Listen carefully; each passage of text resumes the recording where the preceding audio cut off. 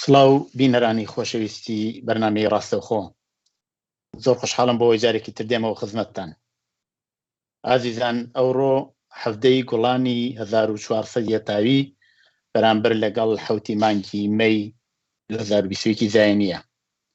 لە خزمەتتانە بۆ پێشکەشکردنی بەرنامێکی تری ڕاستەوخۆ. ئەوەی خۆشەویستەتوان لە ڕێگەی تەلێفۆنی 0046 26 16 764 پەیوەندیمان پێوە بگرن و ڕاو بۆ چوونی خۆتان لە بەرنامەیەدا ڕاستەوخۆ ڕابگەێنن. هەروەها توان لە ڕێگەی تۆڕی کۆمەڵە مێدیا نەتوەرکەوە لە فەیسبوک و ئینستاگرام و یوتوب و تلگرامەوە ڕاستەوخۆ بەرنامەکە ببینن. ئازیزان، بەرنامەی ئەوڕۆمان تەرخان کردووە بە پێداچوونەوە بە هەفتەی ڕابردوو، ڕۆژی شەمبە، ڕۆژی کرێکار. ڕۆژی کرێکار هەروەک لە هەواڵەکان ئابیستوتانە بۆ خۆتان بەشدار بوون لە زۆربەی شارەکان و وڵاتەکانی دنیا بەڕێوەچوونی ڕۆژی کرێکار لە شرایەتێکایە کە پەتای کۆڕۆنا ئێستا بەری پێ نەگیراوە. ئێستا لە زۆربەی وڵاتەکان لەوانە ئێران ڕۆژانە خەڵکێکی زۆر تووشی ئەو پەتابن و دەوڵەتی کۆماری ئیسلامی هیچ بەرنمەیەکی بۆ پێشگرتن بەم پەتا نەناوەتە دەستور و لە بەردەست خۆیادای نەناوە. هیچ بەرنمەیەکی بۆ ئەوەی کە واکسین پێشکەش بکات و بخاتی اختیاری خەڵکەوە خەڵک واکسین بکە لە ئارادا نییە. بە شرایەتێکی ئاوادا وەزعیەتی اقتصادی بەرۆکی خەڵکی زۆری ئێرانی گرتووە. شرایەتی سەختی اقتصادی، برسیەتی، نەبوونی کار، هەموو ئەمانە بەسەریەکەوە لەگەڵ پەتای کۆڕۆنا ڕۆژ بە ڕۆژ گیانی هەزاران کەس لە خەڵکی ئەو وڵاتە لە ئێران ئەکاتە قوربانی. ڕۆژی 1 ئەیار لە ئێران بە پێچەوانەی زۆربەی ساڵەکانی تر لە ئاسێکی زۆر بەری ناچوە پێشەوە. لە تاران و زۆربەی شارەکانی ئێران ڕێوڕەسمی 1 ئەیار بەڕێوە چوو. هەروەها وەکو هەموو ساڵێکی تر لە کوردستانیش ئەمڕۆ ڕێسمە بە شکلێکی زۆر بەرینتر چوە پێشەوە. طبعاً کۆماری ئیسلامی هەوڵیدا بە شێوەیەک بەربەم فعالیەتانە بگرێت پێش بە بەڕێوەچوونی ڕێوڕەسمی 1 ئەیار بگرێت، بەڵام سەرکەوتوو نەبوو. لە دوای ڕێوڕەسمەکە بەشێک لە هەڵسوڕاوانی کرێکاری بانگێش کران. لەلایەکی ترەوە لە مەریوان لە دارسەیران دوای ئەوەی کە مەراسمی 1 مەی لەو شارێش بەڕێکوپێکی بەڕێوەچوو سەلەفیەکان و بە پشتیوانی حکوومەتی ئیسلامی حملە کرایە سەر خەڵک و شۆڕژێرانی ئەو شارە. هەوڵە دێن لەم بەرنمەیەدا ئاوڕێک بدەینەوە لەسەر بەڕێوەچوونی ڕێوڕەسمەکانی ڕۆژی کرێکار. وابزانم هاوڕێیانم ئەتوانن کاک ئاکۆ وەسڵکەن کاکۆی ئەنوەری ئەندامی حزبی کومونیستی ئێران و هەڵسوڕاوی سیاسی. کاک ئاکۆ گیان بەخێر بیت بۆ بەرنامەی ڕاستەوخۆ. ئەم کاتتان باش. کاک مەحیە دەنگم هەیە؟ بەڵێ فەرموو. زۆر باشە. ڕێزەسڵاوم هەیە بۆ ئێوە و بۆ بینەرانی خۆشەویستی کۆمەڵە تێوێ و هەروەها ماندوو نەبوونی بە هاوڕێیانمان لە کۆمەڵە تێوی یەکەم. زۆر سپاسیش بۆەوەی کە ئەو دەرفەتتاندا کە لەم بەرنامە بەشداری بکەین. بەخێربی کاکۆ. کاکۆ ئەگەر ئاوڕێ بدەینەوە ئێوە بۆ خۆتان حتمما تاقیبی فعالیەتەکان و بزوتنەوەکانی ئەو سەردەمە بە تایبەت 1 ئەیارتان کردووە لە ئێران و لە کوردستان. بە نەزەری ئێوە ئەو ڕێوڕەسمانە ئەو ساڵ چۆن بەڕێوە چوو؟ ڕاستیەکەی نیگەرانیەک هەبوو پێش بەڕێوەچوونی مەراسمی ئەوەڵی مانگی مەی لە ئێران و لە بەتایبەت لە کوردستان نیگەرانی هەیە بوو با تەوەجوه بە وەزعیەت و شرایەتی کە ڤیرۆسی کۆڕۆنا و مەسەلەی سڵامەت لە ئێرانە هێنابوویە پێشەوە ئەوەش بە ئیزافەی ئەو فەزا سەرکوب و خەفەقانە کە هەمیشەیی بووە لەلایەن کۆماری ئیسلامیەوە نیگەرانی هەیەک هەبوو بەوەی کە مەراسماتی ئەوەڵی مانگی مەی وەکو ئەوەی یا لانیکەم وەکو ساڵانی پێشوو پێشوازی لە نەکرێ یا بەڕێوە نەچێت بەڵام ئەوەی دیمان بەرعکسەکەی بوو ڕاستیەکەی ئەم ساڵ بە چاو ساڵانی پێشوو لانیکەم بە چاو ئەگە بڵێم بێوێنە لەوانەیە ئەغراق بێ بەڵام کەموێ نەبوو پێشوازیکردن لە مەراسماتی ئەوەڵی مانگی مەی و لە ئاستێکی بەرین لە نزیک 24 شار بە پێوە هەواڵانی کە خۆشیان باشتر دەزانن لە مێدیاکان و لە ڕەسانەهای مربوط بە فعالینی کرێکاری بڵاو بووبووە زیاتر لە 24 شار بە شێوەی ڕسمی ئەوە عەلەنی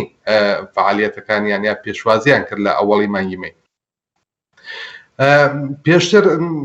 باتەوەجوه بەو وەزعیەتە کە لە ئارایە بوو باتەوەجوه بەو ئێعترازات و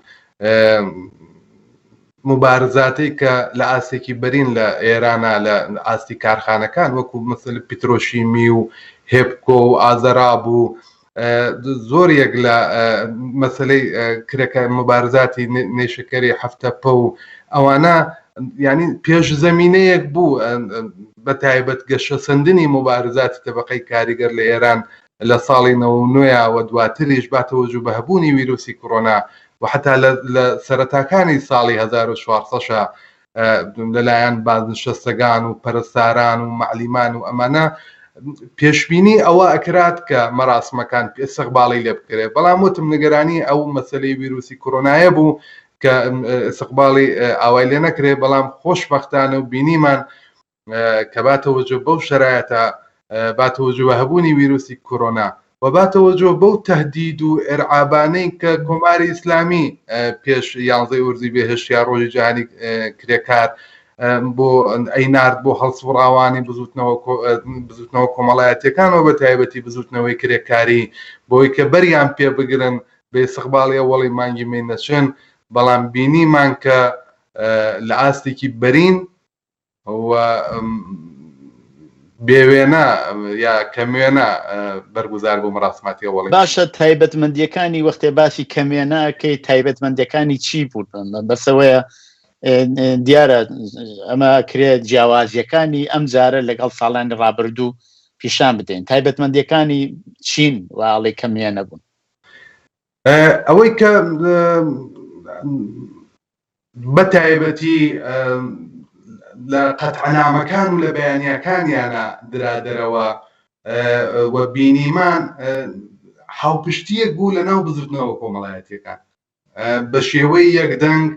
بۆ نمونە مەسەڵەن تەشەکولی دانەژووی تەشەکولاتی دانش ئامۆزی تەشەکولی معلیمان پەرستاران هاوکات لەگەڵ سنفە جۆرا و جۆرەکانی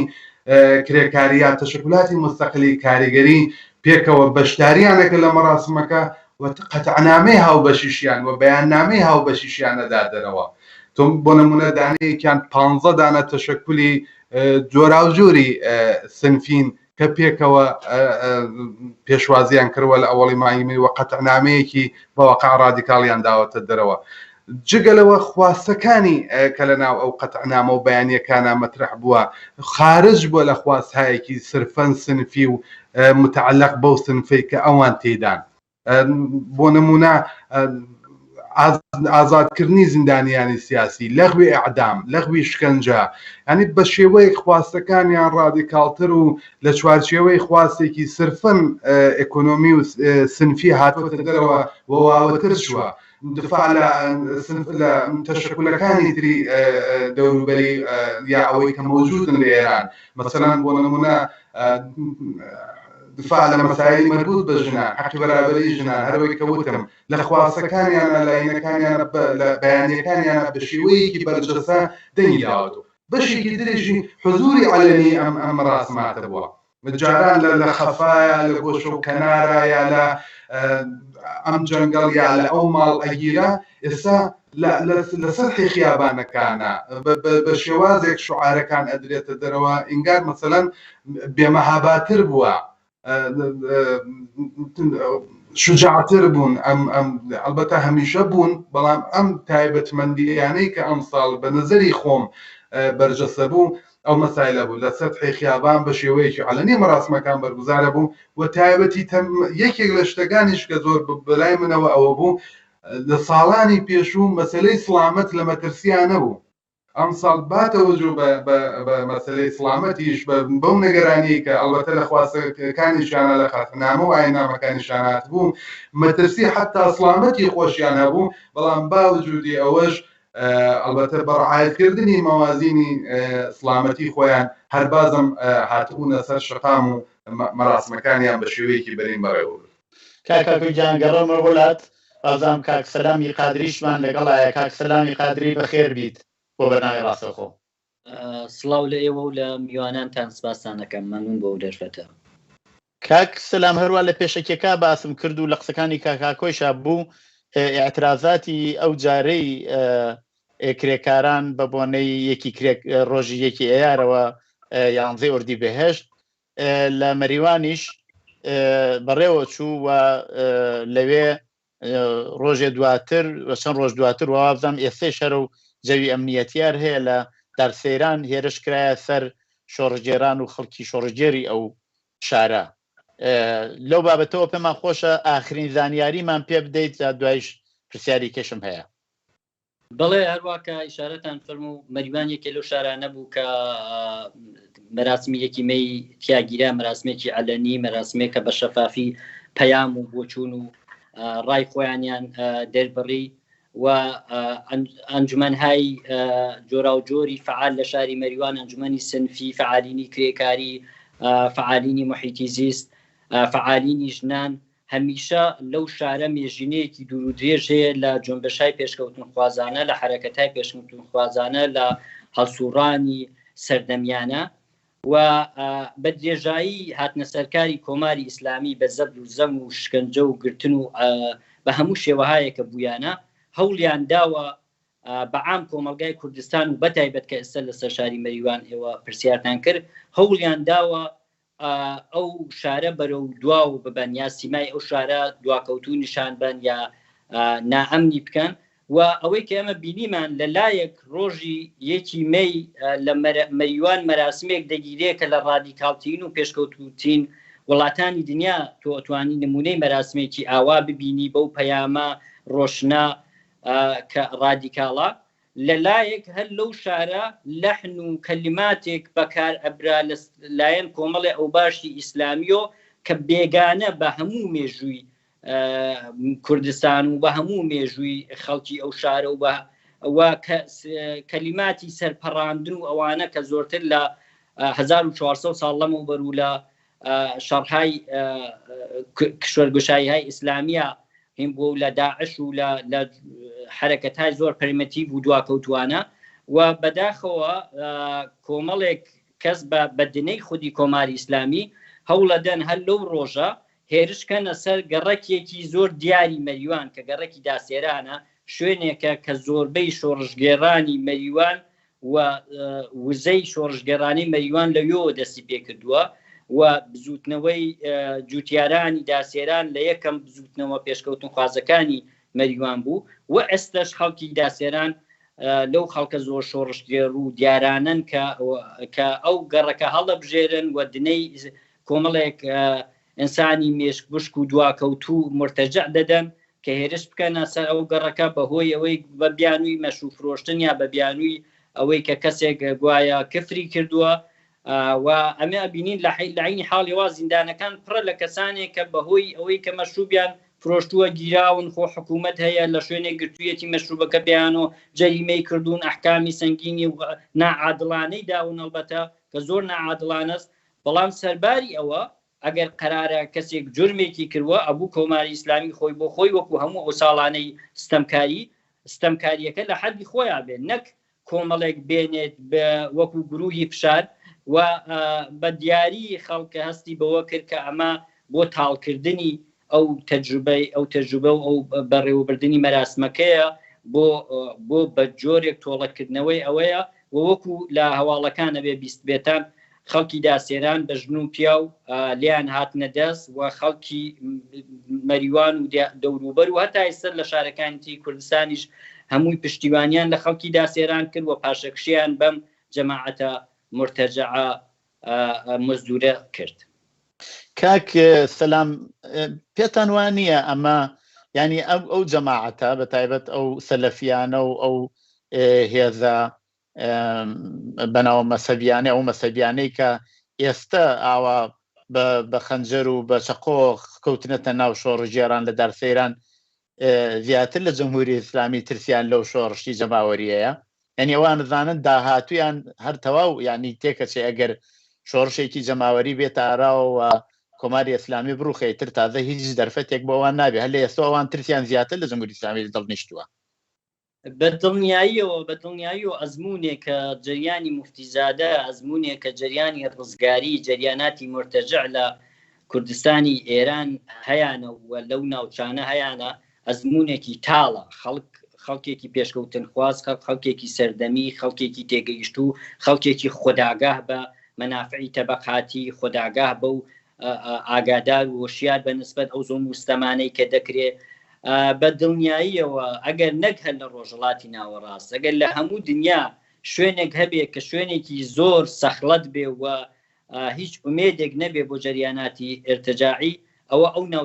ئەو ناوچانەیە کە بۆ خۆت ئاگاداری تو بۆ خۆت لە هەڵسوڕاوانی سیاسی کوردستانی مێژوویەکی دوور درێژتەیە بە دڵنیاییەوە زۆر ناومێدن بە دڵنیاییەوە وەکو هەوڵێک بن بەشک و بەکارێکی زۆر قیزەون بە هێرشێکی زۆر نامۆ ناوێکیان لێ ببن من ئەوەندەی کە لەو چەند ڕۆژە پەیگیری اتفاقەکانم کردووە ئەمانە ئەوەندە نامۆن ئەوەندە لە ناو خەڵکە پەراوێز خراون وەکو حرەکەتێکی تەبلیغی بەکارێکی وەها کە زۆر نامۆ و زۆر سەرنجی خەڵک ڕابسلەکێنێ هەوڵ دەدەن لە سۆسیال میدیا و ئەوانە جۆرێک دەرکەوێت کە ئەمانە زۆرن کە ئەمانە ئومێدێکیان هەیە لە حاڵێکە کە ڕێک بە عەکسەوەیە ئەو کارە دەکەن کە بەهۆی قیزەونی و نامۆیی کارەکەیانۆ ئەوەندە باسی لێ بکرێ کە لەو ڕێگەی ئەو باسکردانۆ تەسەورێک دروست بێ و کە ئەمانە هەن ئەمانە ژمارن ئەمانە ڕقەمن ئەتوانن کاریگەر بن ڕێک بە عەکسی ئەوەیە من ئەوەندەی کە لەو چەند ڕۆژە پێگیریم کردووە تەنانەت خانەوادەکانی خۆیان ئەمانە خەڵک لە کوردستان باوەڕی جۆراوجۆری هەیە مەیلی جۆراوجۆری فکری هەیە و تەنەوعێکی قبولکراو هەیە لەو وڵاتە ئەگەر کەسێک بێدینە ئەگەر کەسێک کۆمۆنیستە ئەگەر کەسێک بە شێوازێک بۆ خۆی دین وەکو باوەڕی تاکە کەسی خۆی بەو شێوازە و ئەیبا بەڕێەوە ئەمانە هەمووی تەحمل کراوە نە کۆمۆنیستەکە هاتووە تعڕز و تەوهین بە دینی خەڵکە نە بەرعەکسیش دینیەکە پێشتێکی سیر بووە کۆمەڵی خەڵکن هوشیارن سیاسین کۆمۆنیستن کۆمەڵی خەڵک بێدینن کۆمەڵی کەس ممکنە مەشروب بفرۆشن یا مەشروب بخۆن و ئەمانە وەکو هەموو کۆمەلگایەکی سەردەمی لە کوردستانە قبول کراوە و ئەم حرەکەتە زیاتر بارێکی تەبلیغی بووە خودی خانەوادەکەیان ئەوەندە قیزەون بوو ئەو نە نەتیجەیەکی معکوسی داوە خودی خانەوادەکانیان تەردیان کردوون خودی خانەوادەکانیان هەڕەشەی دەرکردنیان لێکردوون هەڕەشەی و ئاخرین خەبەرێک کە من هەمە بەشێکی زۆریان پەیامێکیان نووسی و پاشەکشیان کرد لەو نەوعە لە دەرکەوتن پاشەکشیان کرد لەوە کە ئێمە ئەگەر مسلمانێکی سادەین وەکو هەموو خەڵک ئەگەر نوێژێک ڕۆژوویەکمانەیە لە ژیانی خۆمانە و لە ژیانی فەردی خۆمانە ڕێگە بە خۆمان نادەین جارێکی تر دەخاڵت لەسەر نوێشتی خەڵک و دەخاڵت لە ژیانی خەڵکا بکەین و پاشەکشەیەکی زۆر زۆر خێرایان پێکراوە بوو بە نیشانەیەک بۆ کۆماری ئیسلامی بۆ هەر کەسێکی تریش کە چەند زوو خەڵک لێیان دێنە دەست و اتفاقاً زۆر هیوە و ئومێدی بەخشی کە تۆ ئەو ژنانە دەبینی لە داسێران بە کوتەک و بە قەنشکێن و بە ئەنواعی شتێکە هاتبوو بەدەستیان و هاتبوونە دەست لێیان و نیشان درا بە هەموو کەسێ کوردستان ئێمڕۆ لە هەمیشە تەیارتر و ئامادەتر و لەسەر ئەو ڕێژکە پێشکەوتن خوازانەی خۆیەتی زۆر سپاس. ئەگەڕۆمەوە بۆ لاتان کاکۆ لە ئاستی کوردستان پشتیوانیکردن لە خەڵکی دارسەیران چۆن بووە؟ ئایا خەڵک بەیانیان داوە؟ ئێوە بۆ خۆتان پەیوەندیتان هەیە لەگەڵ ناوەوە؟ ئتلاعات لەو بابەتەوە چی ئەگەرەکرێ بێ زەحمەت ببینەران بڵێن؟ میکرۆفۆنەکەشتان بەسراوە. زۆر داوای بنەکەم بەڵێ بە جوزیات کاکسەلام بە وردی باسی لە مەسایلەکەی مربوط بە داسێران کرد. هەرچەند ئیشارە کرا بەوەی کە ئەوەی کە لە دارسێران گوزەرا، ئەوەی کە بێڕەفت نەبوو بەو مەراسمە ڕادیکاڵە، بەو مەراسمە بەو ئیتلاعیە و بەو بەیانیە، نەک بە تەنیا لە مەریوان بەڵکو لە باقی شارەکانی تری کوردستان. ئەوەی لە بانە ئەو ئیتلاعیەی کە مجموعان یا ئەو قەتعنامە کە مجموعەن فعالینی کرێکاری لە ئاستی کوردستان، کاک مەحموود ساڵحی و کاک عوسمان و کاگێتی ئەوان دایانە دەرەوەوە، ئەو خواستانەی کە لەوانە مەترەح بوو معلومە، ینی مشخصە کە ئەم مەسەلەی دارسێرانە بە شێوەیەک ئەگەر دەستی ڕاستەوخۆشی جمهوری ئیسلامی تیای نەبێ بەڵام ئیستەقباڵی لێکرد بۆ دروستکردنی ئەو فەزا. دەی لە پاڵ ئەوە هەروەک کاکسەلام وتی مێژووی خەڵکی کوردستان بە بۆچوونێکی ئازادی خواز و بە بۆچوونێکی پێشکەوت و سێکۆلار تیار کراوە. ناکرێت مەریوان بە دەردی ڕفیقێک و شارێکی زۆر هەڵەیان هەڵبژارد بۆ ئەو کارە، بۆ ئەو خودنماییە. ناکرێت شارێک کە کۆچی مێژووی تیاکراوە، ئاعترازاتی توودەیی تایە، فعالینی ڕادیکاڵی سیاسی تیای لەدایک بۆ پەروەردە بۆ هەڵی بژێریت بۆ حرەکەتێکی ئاوا دواکەوتوی ارتجاعی. وەکو هەمیشە لە شارەکانی تری کوردستانیشەوە پێشوازی کرا یا پشتیوانی کرا لە هەر نوع بەرەنگاربوونەوەیەکی خەڵکی بەرامبەر بەو ارتجاعە یا بەرامبەر بەو حرەکەتە دواکەوتویە کە لە دارسێران ڕوویدا. هەرەوەنێک لە هەردوێنە و پێرێ لە بەیانیەک دەرەوە لەلایەن هەڵسوراوانی سنە و ژاوەرەوە پێشتر کۆمەڵێک گەنج ئیتلاعی ڕسمیان داوەتە دەرەوە لە بانە، لە سەقەس، لە شارەکانی تر، لە مەهاباد، ئەمانە بە شێوەی عەلەنی ڕایانگەیاندووە کە نەک تەنیا لە شارەکانی لە دارسێران و لە مەریوان بەڵکو لە هەر یەک لە شارەکانی تری کوردستان حرەکەتێکی ئاوا، تهدیدێکی ئاوا دواکەوتوانە لە مقابلی توودەهای خەڵکی پێشکەوت و خوازی کوردستان لەلایەن ئەو فعالینە ئیجتماعیە بە قەویەی کە لە کوردستانە ئێستا مەوجودە و نفوزی ئیجتماعیان لە ناو خەڵکە هەیەەوە خۆشنا و خۆشەویستن ئەتوانن بەرپەرچ وەرگرن. و هەر بۆیە لە باقی شارەکانی کوردستانەوە هاودەنگیەکی دروست کرد و پێم وابێ بەشێک لەو نیگەرانیە کە کاک سەلام هاوڕە سەلام باسی کرد لەلایەن ئەو کەسانی کە یەقدامیان بەو کارە کردوە، بەشێک لەو پاشە کشەکە کردیان نیگەرانی بوو لەو حرەکەتە جەمعیە کە لە ئاستی کوردستانەوە لە مەقابلیان ناوێستانەوە. هەروەک پێشتر ئاماژەم پێکرد، ئێوە ئشارەتان بە چەند بەند لە قەتنامەکان کرد، خۆ یەک و دوانیش نەبوو، تەبعەن لە شوێنەکانی تریش بڕیارنامەی جیاواز درا و جیاوازیەکانی شێروا بە خۆتان ئشارەتان پێکرد بریتی بوو لەوە کە فقط سنفی نەبوو بەڵکو زۆر لە ئاستی مەسەلەی سیاسی و مەسەلەی ئیجتماعی و مەسەلەی کۆمەڵایەتی و مەسەلەی ژن و پیا و لە ناو کۆمەلگادا لە زۆر بابەتەوە ئشارەی پێکرا. تایبەتمەندی ئەو قەتنامانە ئێمە لە هەفتەی ڕابردوودا هەروەک لەگەڵ یەک دوودان لە هەڵسوراوانی کرێکاری قسەمان کرد لەلایەنێک لەلایەنهای جۆروا جۆرە درا. ئایا باش نەبوو ئەوانە یەک بگرێتەوە قەتنامەیەکی سەراسەری بدرێت؟ پێم خۆشە جارێک کاک ئاکۆ تۆ فعلەن دێمەوە بۆلات کاک سەلام، ئایا باش ئەوە نییە کە مەسەلەن ئێستێک ئەو وەزیەتی دارسێرانی شاتوێتە پێشەوە کارێکی جەمعی بکرێت لە ئاسی کوردستان لە ئاسی سەراسەری بۆ پشتیوانی لە خەڵکی دارسێران و لەو بابەتەوەشی تازە بکرێت لەو بابەتەوە؟ من پێم وایە کە هەروە کە ئیشارە کرا ئاکۆژ ئیشارەی کرد لە هەموو کوردستانە واکۆنشی خەڵک واکۆنشی شۆڕژگەڕانە و پشتیوانی خۆیانیان دەربڕی واکۆنشیان نیشاندا حتا ئەلامی ئامادەگیان کرد کە فیزیکەن حزوجەن بچن و ئەگەر قەرارە دەرسێک بەو ئیسلامیانە بدرێ تەمێ بکرێن ئەوانە ئەلبەتە دیارە وەکو تەمەن کارەکە زۆر قیزەون بوو هەرچەند حەزمێکی بچووکی بوو یەک دوو کەسی پیشینە دیاری معمولاً حتا تۆ ئەگەر دێ ئیدعای ئەخلاقیاتی ئیسلامیش دەکەی ئیدعای ئیسلامیش دەکەی ئیدعای گوناح و بێگوناحی و ئەوانە دەکەی ئەبێ تۆ ئینسانێکی شەریف بی خۆت بۆ خۆت دزیت نەکردبێ خۆت بۆ خۆت کەسێکی بەدناو نەبی کەسێکی لە هەموو بوارە ئەخلاقیەکان و خوێڕی ناوشارەکە نەبی ناسراو نەبی لە مەریوان نوکتەیەکەیە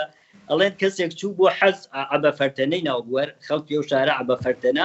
وتیان کابرایەکی زۆر خوێڕی و بەدناو و شەقاوی شارەکە بوو چوو بۆ حەز شەیتانی ڕەزم کرد بوو شەیتان وتبووی عەبە تۆیش ئێستا ئەمانە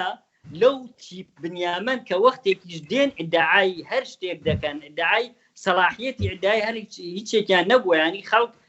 جێگەی سەرنج بۆ بۆی ئەم خوێڕیە بەدناوە بەدپیشینە بەسیجانە ئەمانە ئەیانەوێ ئیدعای هەر شتێک بکەن ئەخلاق بکەن ئیدعای ئاسمان و زەوی بکەن لەبەرەوە ڕاستیەکەی حەزمی بچووک بوو بەڵام کارەکە ئەوەندە قیزەون بوو واکۆنش و پشتیوانیەکی سەراسەری گەورەی دروست کرد بە دڵنیاییەوە خەڵک لە تەماسا بوون لە هەموو شارەکان و فعالین لە تەماسا بوون و ئەگەر هەستیان بەوە کردایە قەزیەکە ئەوەندە جددیە من دڵنیان بەیانیەشیان دەردەبڕی بەیانی سەراسەری و یەکدەنگیان دەردەبڕی لەوانە بوو کۆچ وەکو پشتیوانی خەڵکی شاری سنەکە مێژوویان هاتن بەرەو مەریوان حرەکەتی وا گەورە دەکرا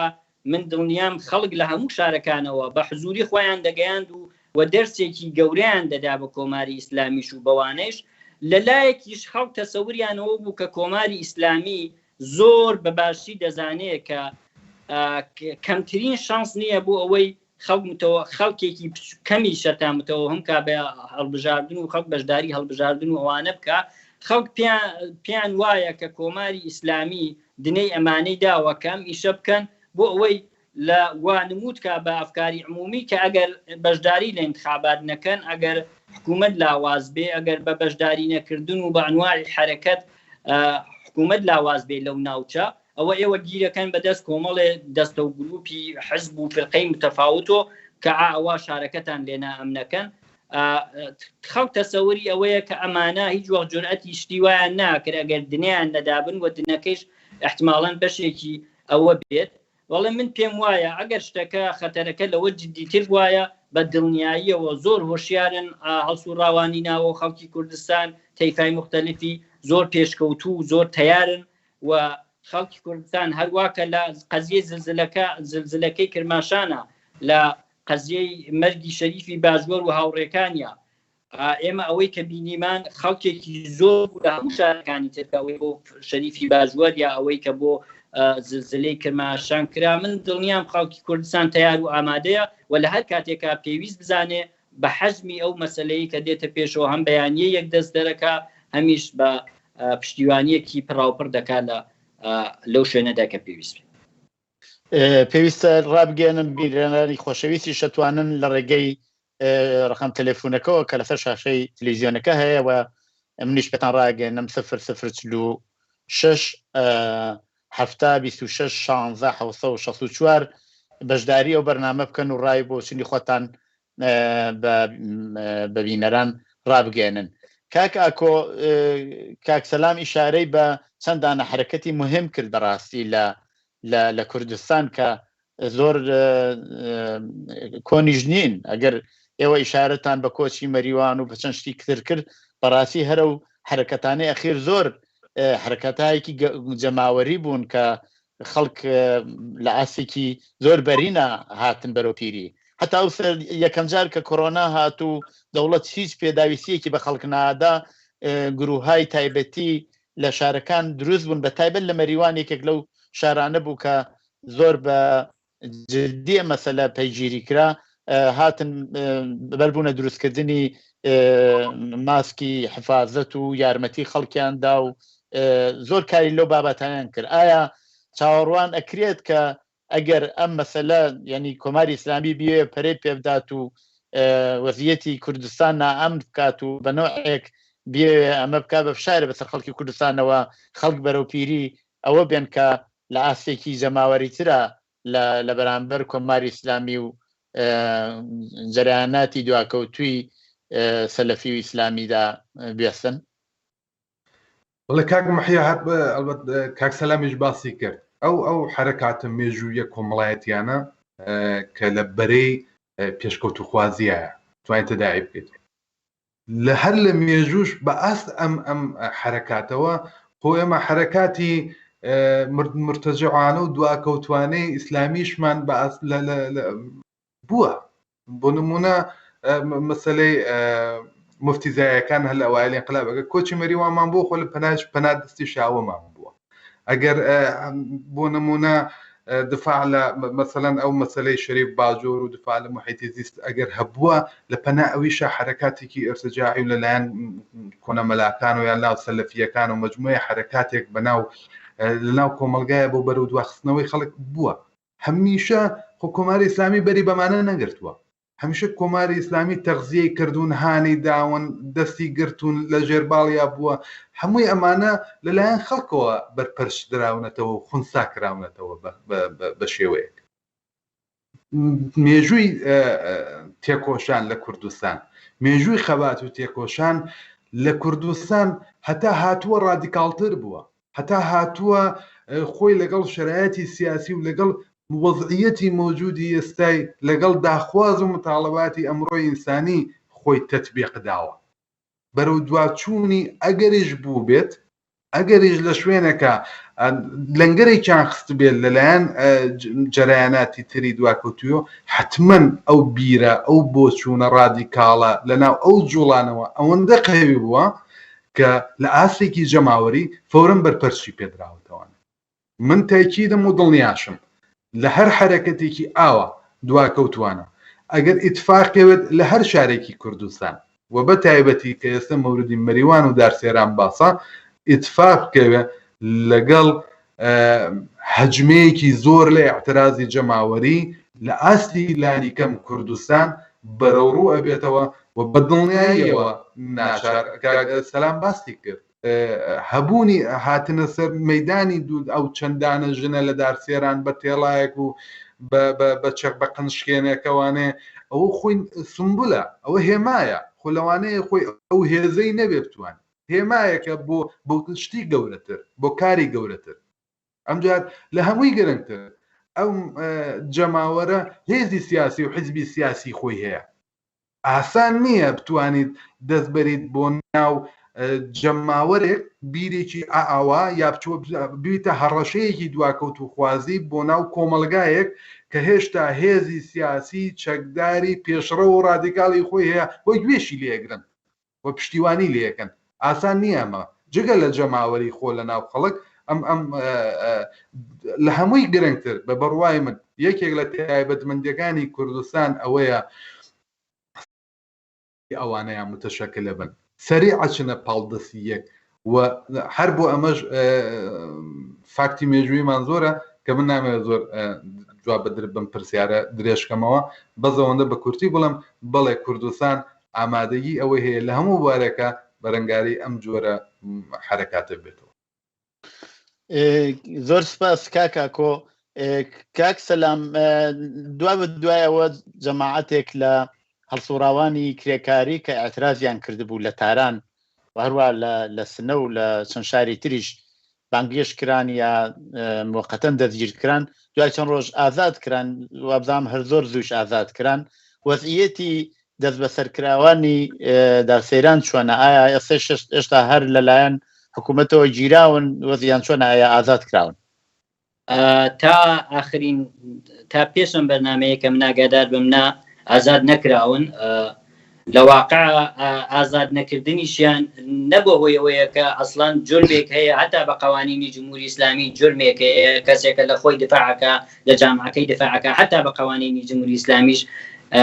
حتا بەو قوانینە ئێستا بەناحەق لە زیندانن بەناحەق گیراون هەتا بەپێی ئەو قوانینەیش هەروە کە فعالینی کرێکاری ئەمڕۆ دەگیرێن بەیانی چونکە هیچ مەشروعیەتێکی نییە دەستگیریان بەیانی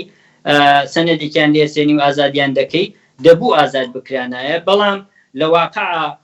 تەسەووری جمهوری ئیسلامی ئەوە نەبوو کە ئەگەر حاڵەتێکی ئەوە پێش بێ یا ئەگەر دنیای ئیسلامیەکانتان خەڵک ئابە و شێوە بێنە مەیدان و جوانان ئابە و شێوە بێنە مەیدان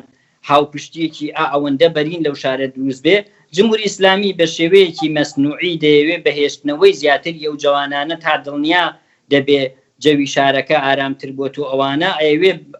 تەوازنی هێزێکی بە شێوەی مەسنوعی تەوازنی هێزەکە تێک بدایە بەرحاڵ هیوایانەوەیە تاسیرێک لەسەر تەوازنی هێزەکەدا بنێن بەڵام هەر بەو هۆیەوە تا ئێستا ئازاد نەبوون بەڵام بە دڵنیاییەوە ئازاد دەبن بە دڵنیاییەوە خەڵک تەحملی ئەوە ناکە ئەگەر لەوە زیاتری پێ بچێ و پێم وایە هەر ئێستا شەکشێ بەوانە کراوە و کە ئەو چەند کەسە مێشکوشکە دواکەوتووە بەیانیان دەرکرد کە ئێمە ئەوە تحتی فشاری خانەوادەکانمان تحتی فشاری جامعە متەوەجەی ئەوە بوون کە چێ ئشتباهێکمان کردووە و پاشەکشیان کرد و داوایان لە هاوبیرانیان کرد کە کۆمەلگاکە بناسن و حەد و مەرجی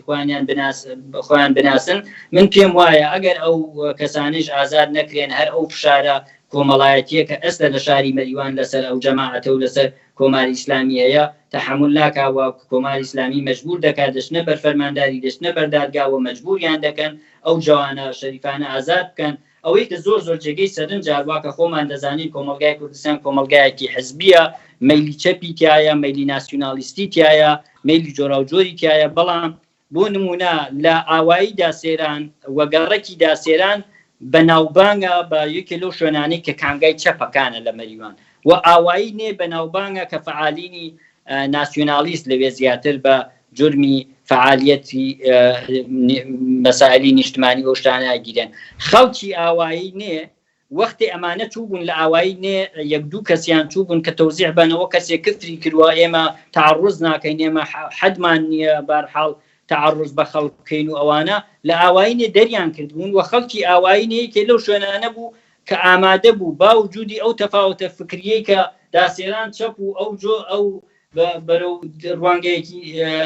ناسیۆنالیستی هەیە بەڵام خەڵکی ئاوایی نییە هەتا بەو تەفاوتە فکریە لەو شوێنانە بوو کە بە تەواوی وجودیان و ئەعلامی ئامادەگیان کردبوو و ئەم هاوپشتیە ڕێکخراوە مەدەنیەکانی شاری مەریوان بەیانیەکیان دەرکرد بوو لە بەیانیەکە باز لەوە دەکەن کە کۆمەلگای کوردستان کۆمەلگایەکی سکولارە هەمە ڕەنگە خەڵک بۆی هەیە بۆ چوونی جۆرا و جۆری هەبێ و ئەمە مێژووی هەیە ئەمە مێژووی ئەم شارەیە و داوایان کردبوو کە دەوڵەت دنەی ئەوانە نەدا بە ئەرکی خۆی هەڵسێ دەوڵەت ڕێگە نەدا بەو حاڵەتانە کە ئەگەر ڕێگە بدا ئەوە ئەبینن کە جامعەکە تەحملی ئەو شتە ناکە و لە هەموو بوارەکان و ئاستی یەکگرتووی جەماوەری بەرامبەر بەم قەزیە ئەوەندە بەرین بوو کە ئەسڵەن جمهوری ئیسلامی بەو شێوە مەسنوعیە بە فشار لەسەر ئەو خەڵکەی بە ڕاگرتنی ئەو فشارە ئەیوێ بەو شێوە مەسنوعیە گوایە تەزیر لەسەر تەوازنەکە دانێ کە من دڵنیام پاشەکشێ دەکەن و سەعاتێ ڕۆژێ دەنگتر یا زووتر مەجبور دەبن کە ئەو لاوە شۆڕژگێڕانە ئازاد بکەن. زۆر سپاس کاکا کۆ لە ئاخردا پێم خۆشە ئەگەر قسەیەک هەیە لە بابەت هەم هەڵسەنگاندنی ڕۆژی یەکی ئەیار و ئەو باسانەوە کرا لە خزمەتتان اینجا دوای گەڕمەوە لای کاک سەلامیش بۆ دوایین قسەی. زۆر سپاس من شتێک نییە جگەلەوەی کە ماندوو نەبوونی و دەستخۆشی بکەم لەو کەسانەی کە یەکەم مەراسماتی یەکەمی مانگی مەیان بە شێوەیەکی زۆر باش بەڕێوە برد و بۆ دەستەندەرکارانی ئەو کەسانەی کە قەتعنامە و بەیانیەکانیان نووسی و بەڕاستی هەروەکو ئیشارەم کرد لە ناو قەتعنامە و بەیاننامەکانیانە ئەتوانیت جیاوازیەکانی ئەمان لەگەڵ ساڵەکانی پێشوویە بە وزوح ببینی مەسەلەی ئیسلامەت و مەسەلەی واکسێنی تازە و واکسێنی ڕایەگان لە اختیار خەڵکاوتەوە ئەمانە شایەکی تازە بوون کە لە ناو قەتعنامە و بەیانیەکانە هاتبوونە دەرەوە هیوادارم بۆ لەوە بەدوا و بۆ ساڵانی داهاتوو شاهێدی گەشەسەندنی واردای تەبەقەی کاریگەر و لەوانەش سەرکەوتنی نەهایی بین. بەنسبەت ئەندارسێرانیش هەرچەند کەوتم ئەمە بەرپەرچێکی کۆمەڵایەتی وەرگرتەوە و هەروەک کاکسەلام وتی ناچار بە پاشەکشێ بوون، بەڵام نیگەرانیەکە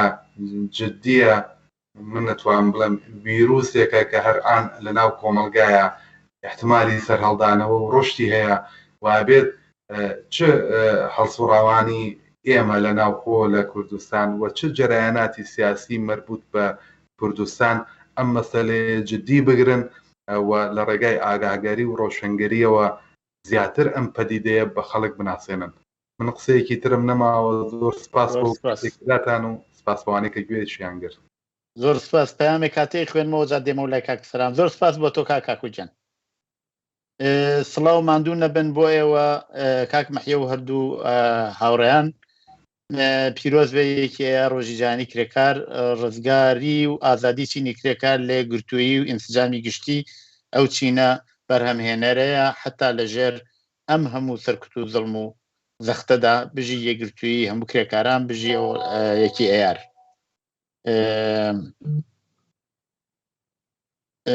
نووسراوە کە پامێکی تر هاتووە بە فارسی نووسراوە دەرمەوردێ دارسەیران نێمەریوان مرتجعین باتەوە بە سابقەیان بارزاتی و ئازادیخواهی مردمێ مەریوان بە کولی کوردستان باید میدانستن شجاعی برای آنها و عقیده مرتجعشان وجود ندارد و 100% پاسخی این عمل زنده انسانیشان را میگیرند که گرفتند و مجبور عقب نشینی شدند. زنده باد اتحاد و همبستگی، زنده باد مقاومت مردم با عرض مریوان.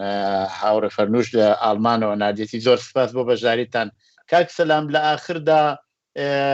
ئەگەر ئێوەش قسەیەکتان هەیە لە خزمەتتان. من لە ئاخردا ئەمەوێ ئشارە بەوە بکەم بە نسبەتی مەراسمەکانی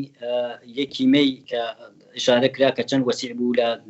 بۆ یەکەم جار باوجودیتەوە چەند جاوتەوە موانعێکی سلامەت کە بوو لەسەر ڕێگە لە هەموو لە زۆربەی لە شارەکان گیرا. من پێم وایە هێشتا ئەوە مشتێک لە خەرمانە، هێشتا ئەوە حاڵەتێکی سمبۆلیکە بە نسبەت دەریایەک لە ئامادەیی لە ناو چینی کرێکاری ئێرانە و ئەوە بە هەموو موانعێک و کە بوو نیشانیدا کە چ ئامادەگیەک لە ناو کۆمەلگای ئێران و ناوچینی کرێکارە لە ئێران هەیە و لە ئاخرا دەستی هەموو ئەو تێکۆشەرانە، دەستی هەموو ئەو هەڵسوڕاوانە، هەموو ئەو فعالینە جۆرا و جۆرەی لە کوردستان و لە داسێران و لە مەریوان ئاو هەماهەنگی و هاوپشتیان لە خۆیان نیشاندا دەگوشم. زۆرێک لەو ئازیزانە یا لە زیندان من بینیویانمە یا لە عەرزێک لە عەرزەکانی مبارزە بەیەک و دش بە قەتلی ناموسی، دش بە بواری لە مەسائلی کرێکاری بواری جۆرا و جۆرا ئیشمان کردووە، دەستیان دەگوشم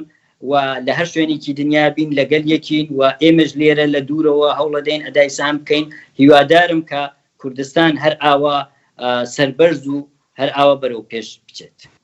زۆر سپاس بۆ بەشداریتان، زۆر سپاس بۆ هەردوو هاوڕێ کاکاکۆ و کاکسەلام بۆ بەشداریان لە بەرنامەیەدا. من ئەو پەیامە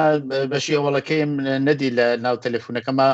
نووسراوە. سەلام و خەسە نەباشید خدمەت شما رفیق محیە. امسال هم مثل همیشه با وجود فشار و سرکوب و دستگیری فعالین کارگری و اظهار آنها به نهادهای امنیتی باز هم شاهد برگزاری باشگوی روز جهانی کارگر در سرتاسر ایران و کردستان بودیم. متحدتر از قبل و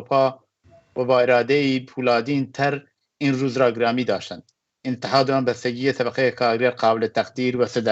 ستایش است. قسمەتی دووەمەکەیم پێشتر خوێندەوە. زۆر سپاس بۆ پەیامەکەت گەی. هەر وەک لە بدایەتی بەرنامەکەدا ئیشارەم پێ کرد، ئەوەڵی مایەمەی لە زۆربەی وڵاتانی تری دنیایش بەڕێوە چوو. بۆ نمونە لە ئاڵمان لە زۆربەی شارەکان بەپێی ئەو هەواڵانە کە هەموو بینیومانە دیمان سەرڕای شەرایەتی زۆر سەختی کۆرۆنایی کە وڵاتانە دیاریان کردە بۆ هاونیشتمانیان، بەڵام فعالینی کرێکاری هاتنە سەر شەقام و داخوازیەکانی خوانیان بەرامبەر بە دەوڵەتهای سەرمایەداری ئیعلام کرد ئەوانیش بێدەنگ نەبوون تەبعاً پۆلیس هاتوو هەوڵی دا کە ئاعترازات سەرکوب بکە و بەشێکی زۆر لە فعالین بەتایبەت لە فەڕەنسا و هەروەها لە ئاڵمانیش دەستگیر کران و دەست بەسەر کران ئەمە بەشێک لە لایەکی تریشەوە لە زۆربەی وڵاتانی تری دنیا هەر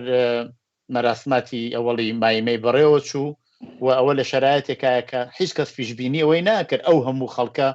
لە ئاسی سەراسەریش لە ئاسی دنیای بێنە سەر شەقام و ئاعترازاتی خۆیان دەربڕن بۆ نمونە لە تورکیا ئەستانبول ئاعترازاتی گەورەی کرێکاری لەوێش ڕوویدا و پۆلیسی ئەو وڵاتە ئەویش توندوتیشتر بەرامبەر بە معتەرزین و بەرامبەر بە هەڵسوڕاوانی کرێکاری ڕاوەستاوە بەشێکی لە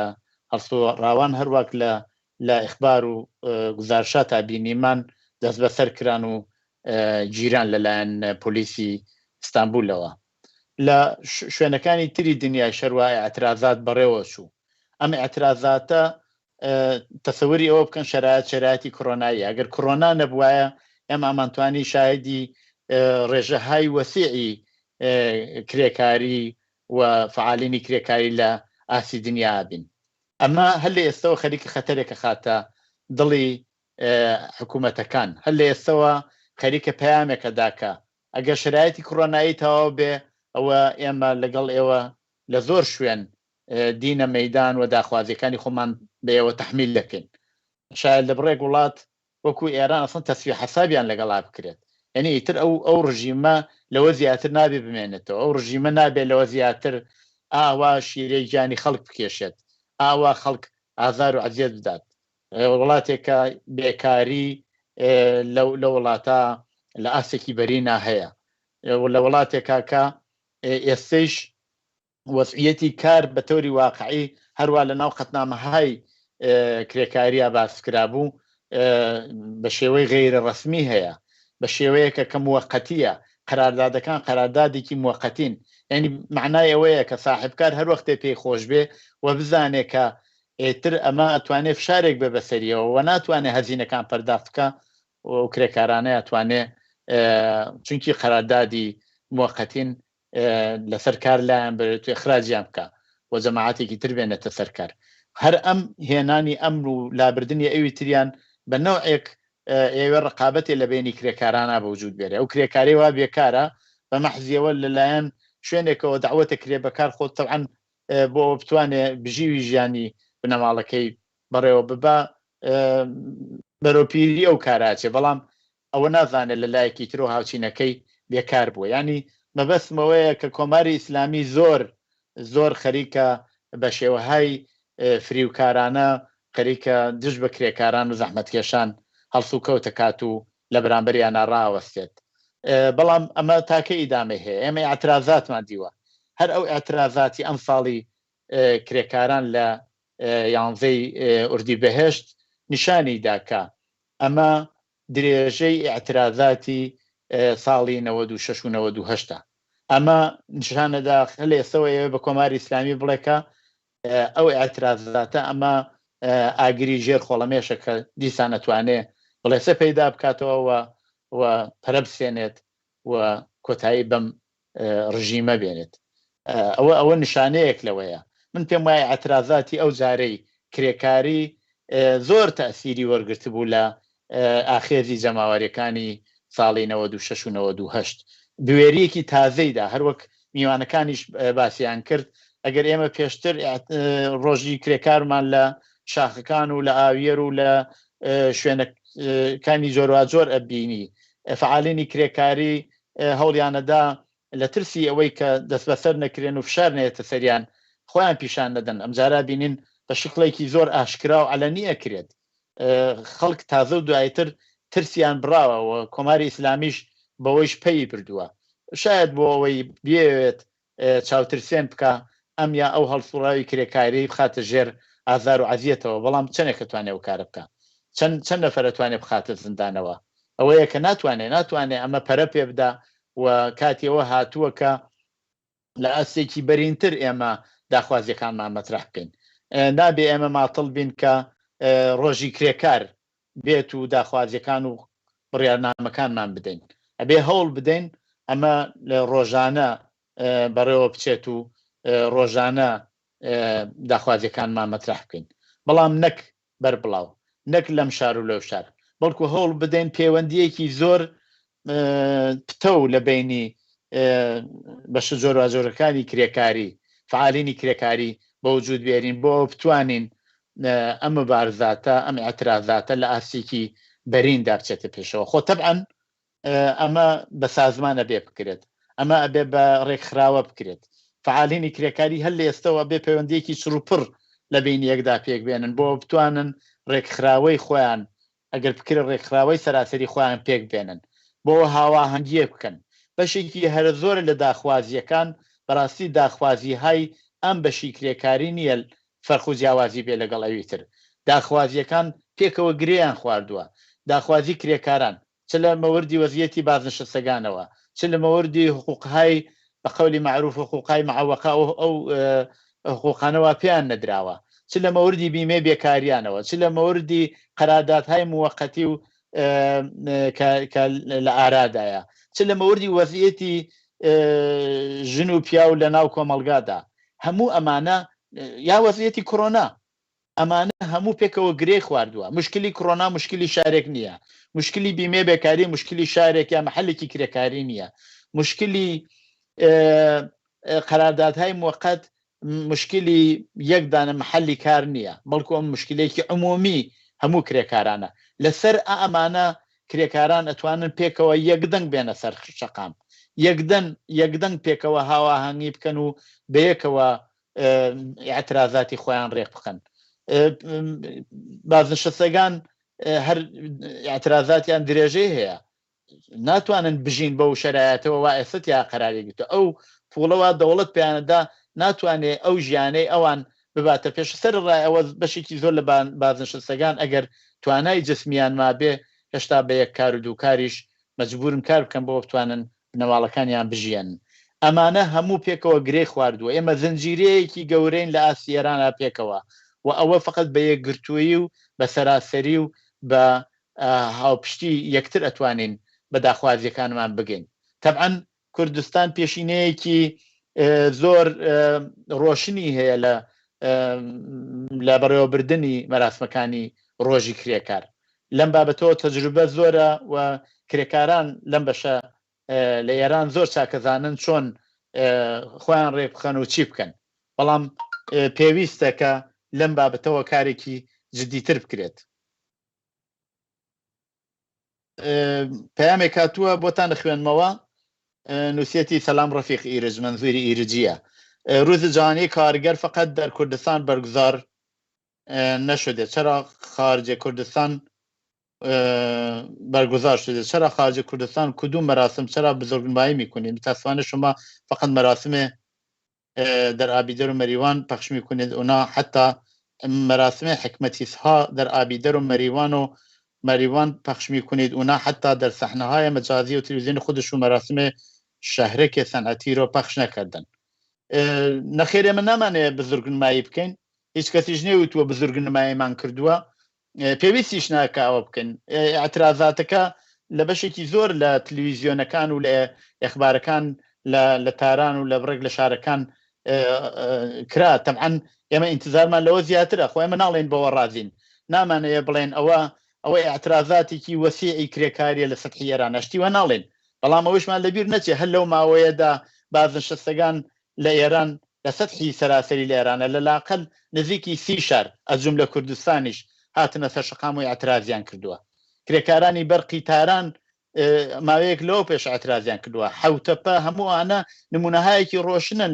لە مبارزاتی کرێکانی لە ئاسی سەراسەریە تەبعەن کرێکارانی کوردستانیش هیچ وەخت دانەنیشتن و چاوەڕوان بن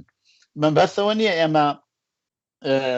شتێک بمانەیە گەورە بکەینەوە و بە نوعێک بمانەیە تەبلیغات و یا شتێکی غیرە واقعی بە خەڵک بڵێن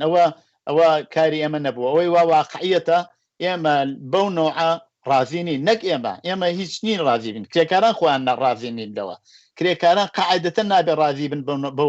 بەو چەشنە لە مبارزاتە ئەبێ مبارزات لەوە وەسعەتی زیاتر بێت بەڵام ئەوەی وا مهمە ناکرێت جیاوازیەک بە تایبەت کە دێتە سەر مەسایلی کرێکاری کە دێتە سەر مەسایلی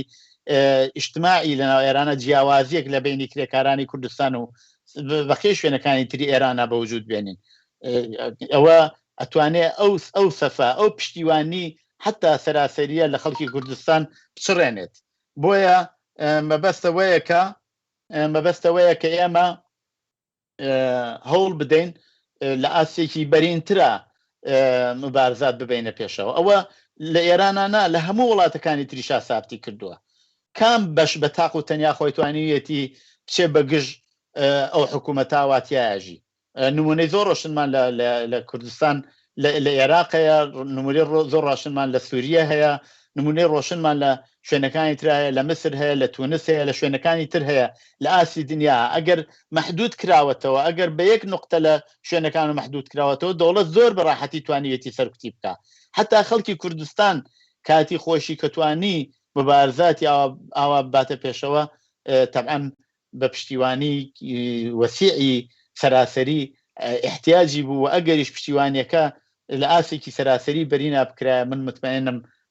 موفقیەتی زۆر زیاتری بەدەستێنا کاتی ئەوە نەهاتوە ئێستا ئێمە بین ئەو جیاوازیە بە وجود بێنین ئەمە ناتوانێت هیچ خزمەتێ بکە بەو بزوتنەوەی حتا ئەگەر باسی بزوتنەوەی کوردستانەکەین ناتوانێت هیچ خزمەتێ بە بزوتنەوەی کوردستان بکە بەڵکو ئەو بزوتنەوە ئەباتە دواوە ئێمە پشتیوانی خەڵکی سەراسەری ئێران حتا بۆ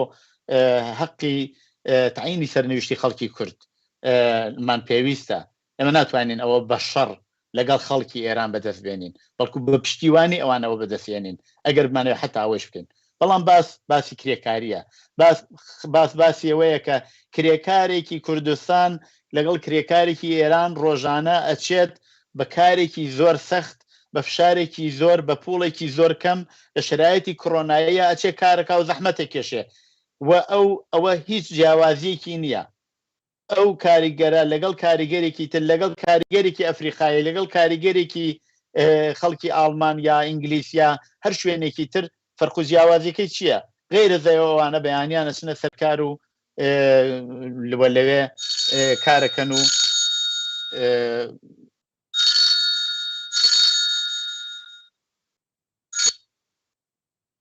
بەڵێ ئەو کاتی خۆت باش جەنابتان بەڵێ جەنابتان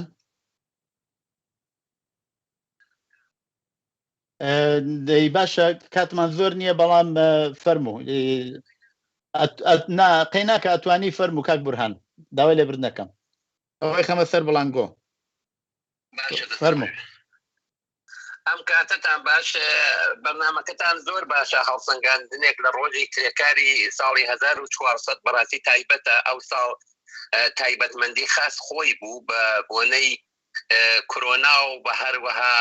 سەرکوتێکی زۆر کە ئەو ساڵ زۆرتر ڕژیم فەزای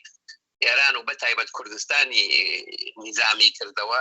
بەڵام بەسەر ئەوە مراسماتی جۆراوە جۆر گیرا زۆر تایبەت بوو زۆر باش بوو نیشانی دا کە کرێکاران هیچ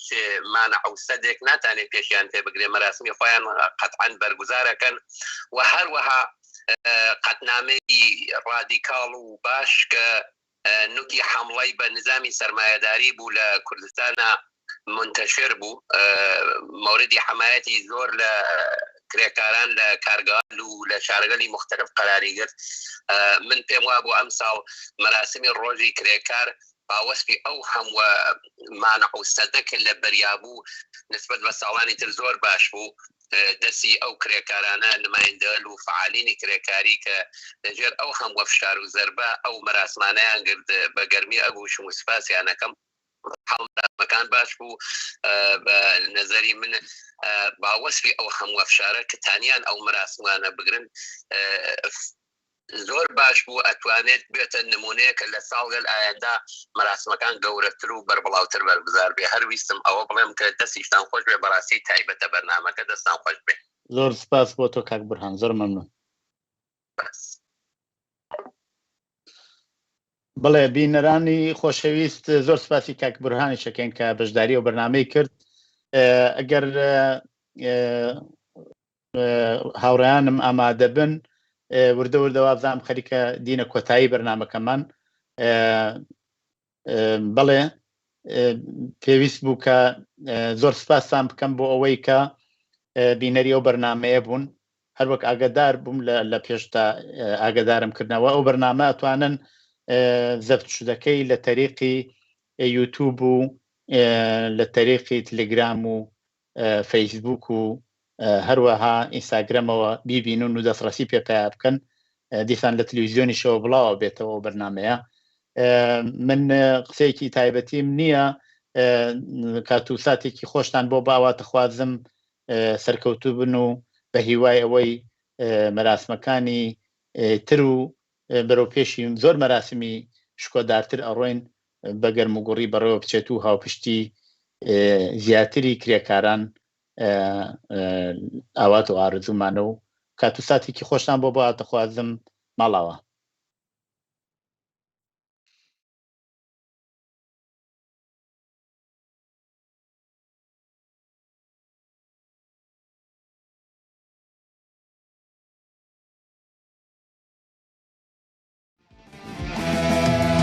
Wan rojinku be rojaniye Rojneme khweyne zor destiye Wan rojinku be rojaniye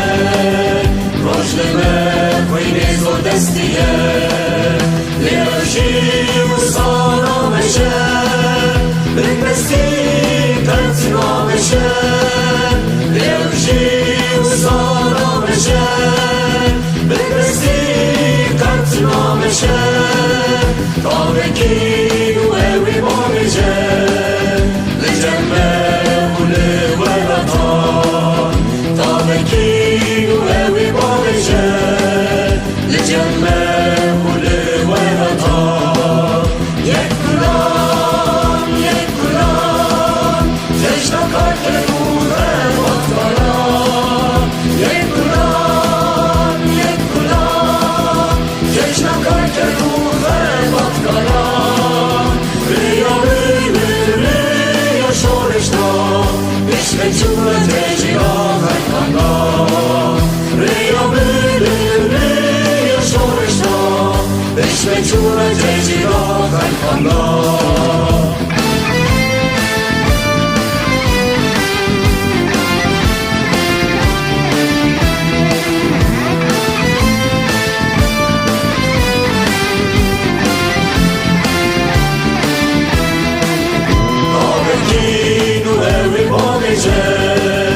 Labreinaccia u esmanda Tabekinu evi babice Labreinaccia u esmanda Çineki fışçı bibe Şerki diker kendra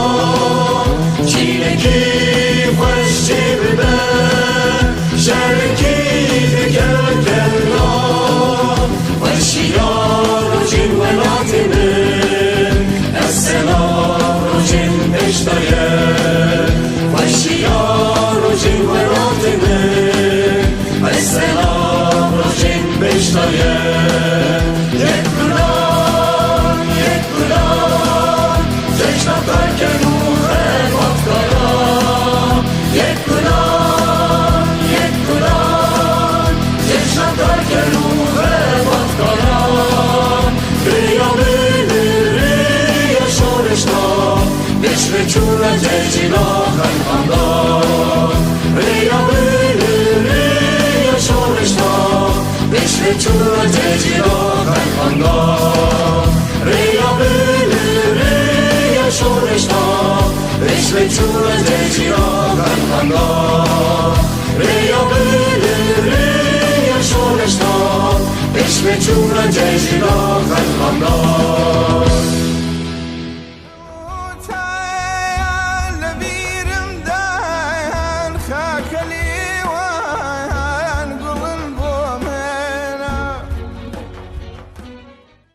بینەرانی ئازیز بەم جۆرە ئاگادارتان دەکەینەوە کە ڕۆژی شەممەی داهاتوو ڕێکەوتی 18 گوڵانی 1400 هەتاوی بەرامبەر لەگەڵ 8 ئاوریلی ساڵی 2021 زاینی لە بەشی کوردی بەرنامەکانی تلویزیۆنی کۆمەڵەوە یەکەم ئاڵلقەی بەرنامەی ژیان و خەباتی یاران دەبینن. ئازیزان، زیاتر لە 4 بەسەر خەبات و تێکۆشانی هێزی پێشمەرگەی کۆمەڵە وەک هێزێکی چەپ و کۆمۆنیست و باسکی چەکداری بزوتنەوەی شۆڕژگەرانەی خەڵکی کوردستان تێپەڕ دەبێت. هێزی پێشمەرگەی کۆمەڵە بەردەوام پاڵپشت و بەرگریکاری ماف و ئازادی کۆمەڵانی خەڵکی زەحمەتکێشی کوردستان بووە و خاوەنی مێژوویەکی پڕ لە شانازی و سەروەریە. جگە لەوەی کە بە سەدان و بگرە هەزاران ئینسانی کۆمۆنیست و ئازادی خواز لەم پێناوەدا گیانی ئازیزی خۆیان بەخت کردووە، بەڵام کەمیش نین ئەو ئازیزانەی کە هەر ئێستاش لە ناو ڕیزەکانی کۆمەڵە و حیزبی کۆمۆنیستی ئێراندا درێژە بە خەبات دەدەن ویان لە دەرەوەی ئەم حیزبە خەریکی کار و ژیانی ئاسایی خۆیانن، کە هەرکام لەو ئازیزانە خۆیان بەش بە حاڵی خۆیان بەشێکن لە خۆڵقاندنی ئەو مێژووە. لەم سۆنگەیەوە بەرنامەی ژیان و خەباتی یاران هەوڵ دەدات ڕۆژانی شەممەی هەموو حەوتویەک لەگەڵ یەکێک لەو ئازیزانە ببێتە میوانی کۆڕی گەرمی بنەماڵەکانتان و بە یەکەوە گوێبیستی قۆناغەکانی ژیان و خەباتی ئەو ئازیزانە بین. لەگەڵمان بن.